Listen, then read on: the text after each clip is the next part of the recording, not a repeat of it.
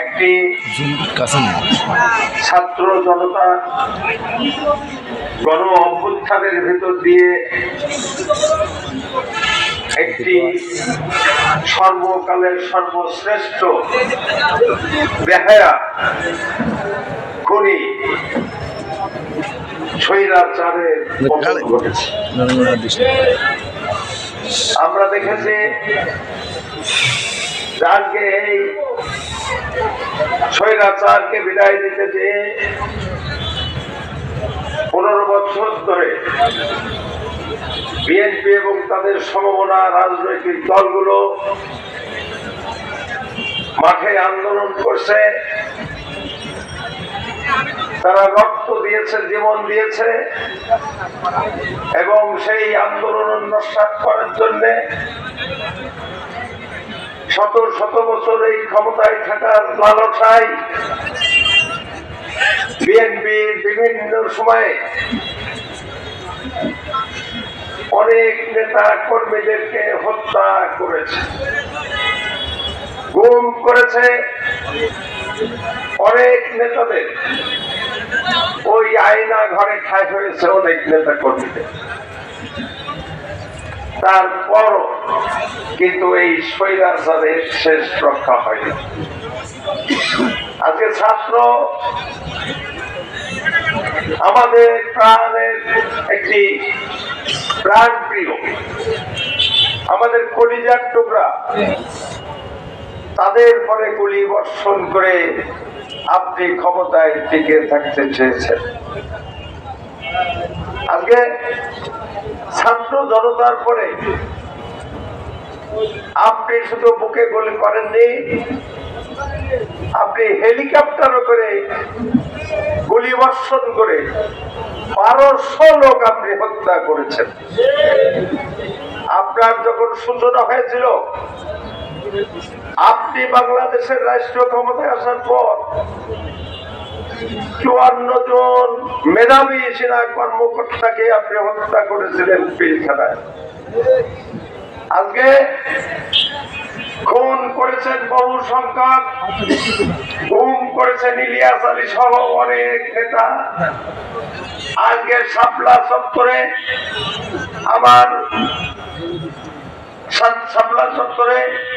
আমাদের যে ইসলামী সংগঠনের হেফাজত ইসলামের পরে আপনি গুলি করেছেন, কত লোক মারা গেছে আজও পর্যন্ত তার পরিসংখ্যান মেলানো যায়নি।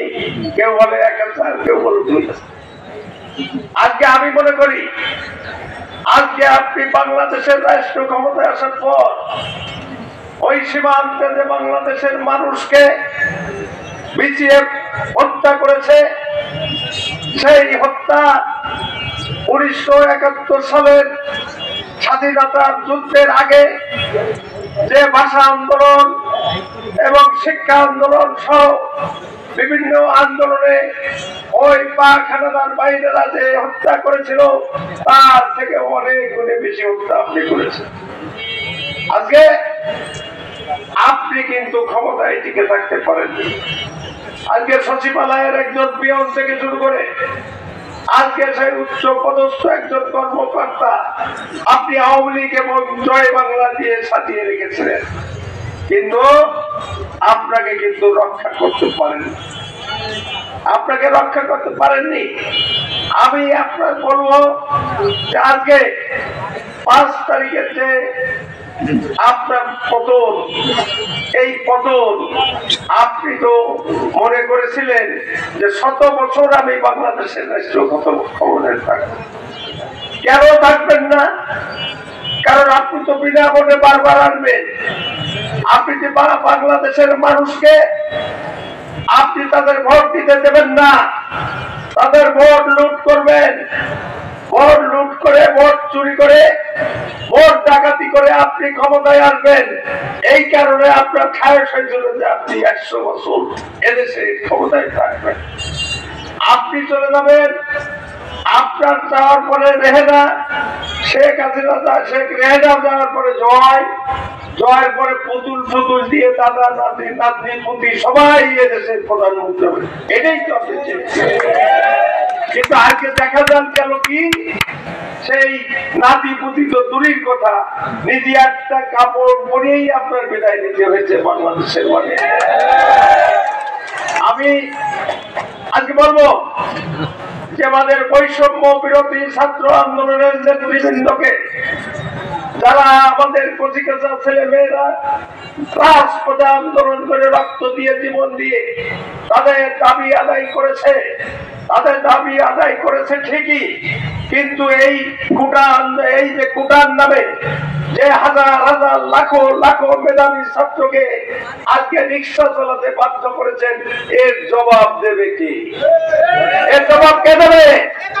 আজকে একজন মেধাবী ছাত্রকে আজকে ভার্সিটি দিয়ে লেখাপড়া শিখে আজকে বাংলাদেশের অনেক মানুষ তারা চেয়েছিল, তাদের পিতা মাতারা চেয়েছিল যে আবার সন্তান আজকে ভার্সিটির লেখাপড়া শিখে বাংলাদেশে চাকরি করবে, অনেক বড় হবে, চাকরি পাবে, আমাদের সংসারের হাল ধরবে। কিন্তু আপনি কোটার নামে, আপনি ভাইবার নামে, আজকে তদন্তের নামে আপনি লাখো লাখো আজকে মেধাবী ছাত্রকে আপনি চাকরি বঞ্চিত করেছেন, এর জবাব দেবে কে? খুনি হাসিনা। আজকে আমি মনে করি এই তত্ত্বাবধায়ক সরকারের দাবি জানাবো, বিগত 15 বছর ধরে এই কুটার গেড়া করলে পরে এবং এই যে থানা পুলিশ যে লাল বিল্ডিংটা, ওনাদের তদন্তে রক্ত পরীক্ষা করা পর্যন্ত করে বলে যে না বিএনপি চাকরি হয় না। এই সমস্ত বঞ্চিত ব্যক্তিদেরকে তাদের চাকরি দিতে হবে এবং এটা আমি তত্ত্বাবধায়ক সরকারের কাছে দাবি রাখি। আজকে আমি বিগত 5 তারিখে যখন এই স্বৈরাচারের পতন হলো, পতনের ভিতর দিয়ে সারা দেশে একটা আনন্দ উল্লাস এটা হলো, করতেই পারে, কারণ আপনি তো 100 বছর থাকতে চাইছিলেন, কিন্তু তো উড়াল দিতে বাধ্য হয়েছে, তাই একটু আনন্দ তো করবেই। কিন্তু দেখা গেল বিচ্ছিন্ন একটি ঘটনা, আপনি মনিরামপুরের উল্লেখযোগ্য কোন ঘটনা কি ঘটেছে? কোন মন্দির ভেঙেছে? কোন হিন্দু ভাইদের পরে অত্যাচার নির্যাতন হয়েছে? তাহলে এখন কেন ষড়যন্ত্র? আজকে আমি বলবো যাতে রাতের আধারে হিন্দু ভাইদের বাড়ি ভাঙচুর করেছেন আপনারা, আজকে রাতের আধারে হিন্দু ভাইদের দোকান লুট করেছেন আপনারা, আবার বিএনপি নেতা কর্মীরা যদি লুট করতো, আবার বিএনপি নেতা কর্মীরা যদি ভাঙচুর করতো, প্রকাশ্য দিনের বেলায় করতো, চুরি করে করতো না, আপনার দোষরদেরকে দিতে হবে। এই ছাত্রলীগ যুবলীগের প্রেতাত্মা আমি দেখেছি 5 তারিখে একজন উচ্ছৃঙ্খল যুবক এই থানার সামনে তারা উচ্ছৃঙ্খলতা করছে, আমি নিজে হাতে লাঠি দিয়ে পিটিয়েছি। পরে আমি দেখলাম এই ছেলেরা আমাদের বিএনপির অঙ্গ সহযোগী সংগঠনের কোন জায়গায় তাদের কোন নাম নেই এবং তারা বিএনপির কোন পরিবারেরও ছিল না। এরা কারা? এরা আওয়ামী লীগের দোসর, আওয়ামী লীগের পরিবারের সন্তান। কেন করেছিল বিএনপির পরে দায় চাপানোর জন্য। আজকে আপনারা হিন্দুর বাড়িতে লুট করবেন, হিন্দু বাড়ি ভাঙচুর করবেন এবং রাস্তায় আপনারা গোলমাল করবেন। পুজো মণ্ডপ ভাঙতে যেয়ে ধরা পড়লো কারা? তারা ছাত্রলীগ। আজকে বিভিন্ন জায়গায় হিন্দু বাড়িতে আক্রমণ করতে যায় কারা ধরা পড়লো? এই কুত্তালি বাংলায় এমন কোন কাজ জানা নেই, তাই বলবো সতর্ক থাকতে হবে।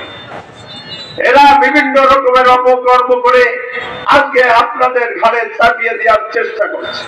আজকে হিন্দু ভাইদেরকে আমি বলি, মনিরামপুরে আমরা বসবাস করছি একসঙ্গে মিলে, আমাদের ভিতরে তো কোনো বিরোধ কোনো কিছুই সৃষ্টি হয়। আজকে আমি যদি মনে করি এই মনিরামপুরে যতগুলো রাজনৈতিক দলের নেতা আছে, এই মনিরামপুরে যত হিন্দু ভাইরা আছে, সব থেকে ভালো সম্পর্ক শহীদ বলেছে।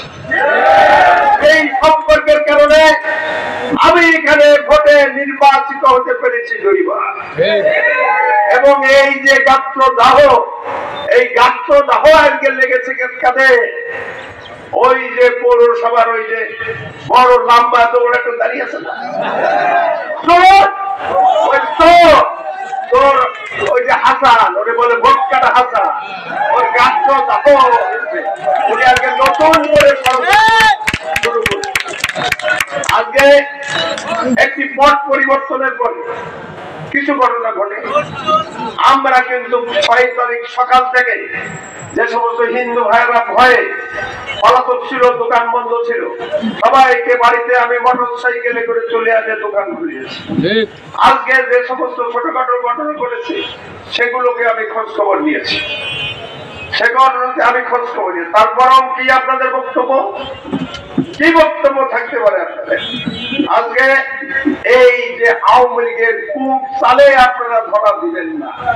আমি আমার হিন্দু নেতাদের সঙ্গে কথা হয়েছে, তারা এই ষড়যন্ত্রের ভিতরে যাবে না। এবং গতকাল তারা বলেছে কোন হিন্দু বা সনাতনের নামে এখানে কোনো মিছিল স্লোগান হলে আমরা তার ভিতরে নাই। ধন্যবাদ জানাই, ধন্যবাদ জানাই যে আপনারা বুঝেছেন। আমি আমার নেতা কর্মীদের বলেছিলাম সতর্ক থাকুন, যাকে হিন্দুদের পরে অত্যাচার নির্যাতন করে আপনাদের বাংলাদেশের জাতীয়তাবাদী দলের বিরুদ্ধে আজকে অপপ্রচার হবে, মাইকে টিভিতে প্রচার হবে। কে করবে? দাদা বাবুরা করবে এবং করছে। ভারতীয় প্রত্যেকটা চ্যানেলে আজকে বলা হচ্ছে হিন্দু সম্প্রদায়ের বাড়িতে ভাঙচুর করাচ্ছে, তাদেরকে নির্যাতন করাচ্ছে। কিন্তু আমি আমাদের সাংবাদিক, প্রিয় সাংবাদিক ভাইদেরকে দিয়ে তদন্ত করিয়েছি সমস্ত মনিরামপুরে। একটি পূজা মণ্ডপেও কোনো লোকের আচর পর্যন্ত লাগেনি। আমি চ্যালেঞ্জ করে বলতে পারি। তাই বলি যে যেহেতু আমাদের নেতৃবৃন্দ মিছিল নিয়ে বেরোবেন, আমি শারীরিক ভাবে খুবই অসুস্থ। আমি নিজে পায়ে ব্যথা পেয়ে আজকেও আমি থেরাপি গ্রহণ করেছি এবং এই কারণে এই মিছিলে শৃঙ্খলার সঙ্গে আপনারা থাকবেন। শৃঙ্খলা কারণ শৃঙ্খলা কেন করতে হবে? আরো একটা মিটিং কিন্তু ওই মাথায় আছে, এটাও এখানে একটা সুযোগ নিতে পারে। এই সুযোগে এই জালে কিন্তু আমরা ধরে দেবো না, এই জালে কিন্তু আমরা ধরে দেবো। এই জন্য আমাদের নেতৃবৃন্দ মিছিল নিয়ে যাবেন সর্বোচ্চ পৌরসভা পর্যন্ত আপনারা যেতে পারেন এবং ওই থেকে ফিরে এসে আপনারা এখানে শেষ করবেন। এবং আগামীকাল সকালে যেহেতু আমাদের 3 দিনের কর্মসূচি ঘোষণা করেছে বিএনপি, সেই 3 দিনের কর্মসূচি আজকে হচ্ছে অবস্থান কর্মসূচি, কালকেও অবস্থান কর্মসূচি। পরশু দিন আমাদের ম্যাডাম খালেদা জিয়ার রোগ মুক্তি কামনায় দোয়া মাহফিলের তার জন্মদিন, সেই উপলক্ষে দোয়া মাহফিল হবে। কিন্তু আজকে আমরা যেমন এই অবস্থান কর্মসূচি পালন করলাম, আগামী দিনেও করবো, কিন্তু আগামী দিনের অবস্থাটা হবে এরকম একটু ভিন্ন প্রেক্ষাপটে। আজকে 10টা থেকে আমাদের ছেলেরা শুরু করেছিল, ছাত্র দল শুরু করেছিল। কালকে 9টা থেকে ছাত্র দল এবং যুব দল কিন্তু মাঠে আসতে হবে এবং প্রত্যেকটা বাজারের প্রত্যেকটা পয়েন্টে আমরা মিছিলে ছাত্র যুবকদের দেখতে চাই। আমি যারা আজকে 9 দিনের ভিতরে আবার নতুন করে ষড়যন্ত্র করে যারা মানুষ হত্যা করেছে, লুণ্ঠন করেছে, কোটি টাকা বিদেশে পাচার করেছে, তারা আবার ওই 15ই আগস্টের নামে বাংলার রাজপথে এসে আবার বিয়ের পরে অত্যাচার করবে, এই সুযোগ কিন্তু দেওয়া যাবে না। এবং এখন আমরা আগামীকালকে সারাদিন আমরা মনিরামপুরের বাজারে মিছিল এবং মিছিলে থাকবো এবং অন্যান্য ইউনিয়নেও আপনারা মিছিল করবেন এবং বিকেল বেলায় আমরা চিনেটোলা বাজারে একটা সমাবেশ করব। আপনারা যারা যে যেমনি পারেন সেই বিকেল 3টের সময় চিনেটোলা বাজারে আপনারা যাবেন আর আরো সতর্ক থাকবেন যে এই অবস্থাকে আরো ষড়যন্ত্র চলছে। আমি মনে করি ষড়যন্ত্র করে কোনো লাভ নেই, ষড়যন্ত্র করে কোনো লাভ নেই। কারণ যেভাবে বিদায় শেখ হাসিনা নিয়েছে, দ্বিতীয় ষড়যন্ত্র করে আবার বাংলাদেশে আসার কোন সুযোগ পাবে বলে আমি মনে করি না, বা বাংলাদেশের আগামী 100 বছরেও বাংলাদেশের রাষ্ট্র ক্ষমতায় শেখ হাসিনা আসতে পারবে না, পারে না। এই জন্য আপনারা সতর্ক থাকবেন। সর্বশেষ যে কথাটা বলতে চাই, আমরা সবার সাথে মিলেমিশে যারা পালাতক ছিল সবাইকে আমরা বাজারে উঠিয়েছি। তার অর্থ এই না এমনটা মানে আমাদের কোন দুর্বলতা ভেবেছেন আপনারা, এত সহজ কিন্তু ভাবলে হবে না। আমি আজকে বলি আমার পৌরসভা নির্বাচনে পরপর 2বার যারা ভোট কেটেছে, আমি ওয়ার্ড পর্যায়ের নেতৃবৃন্দকে অনুরোধ করব, ইউনিয়ন পর্যায়ের নেতৃবৃন্দ অনুরোধ করব, সেই যারা ভোট কাটার সঙ্গে জড়িত ছিল তাদের নামের তালিকা করুন। একটি ভক্তকে আমি মনিরামপুরে দেখতে চাই না। আমি তাদেরকে অনুরোধ করবো, ভালো হয়েছে, অনেক কিছু করেছেন, এখন বাড়িতে আমাদের সামনে আমার সামনে পড়বেন না, বাড়িতে চুপচাপ থাকুন। তারপরে আস্তে আস্তে আস্তে আস্তে আপনারা উঠতে পারবেন, আমরাও ব্যবস্থা করেন। এখন এসে আপানি মারবেন, লম্বা পাঞ্জাবি গাইতে পকেট হ্যান্ডে নেতা কর্মী ঘুরে বেড়াবে, আপনারা কিন্তু পারিনি, আমরা 15 বছর পারিনি, আপনারা এখন কোনো দিনও সহ্য হচ্ছে না। আর ওই যে কারা হাসান, ওই যে ভোট কেনা দরবেশ, আজকে সালমানের রহমান যেমন এরকম খেলাই ফেলেছে, বড় পরিণতি সেই রকম। আমি আপনাকে অনুরোধ করছি, কারোর উপরে অত্যাচার হামলা করবেন না, তবে ভোট তো ওকে যে বলি আপনারা করতে দেবেন না। আল্লাহ হাফেজ, বাংলাদেশ।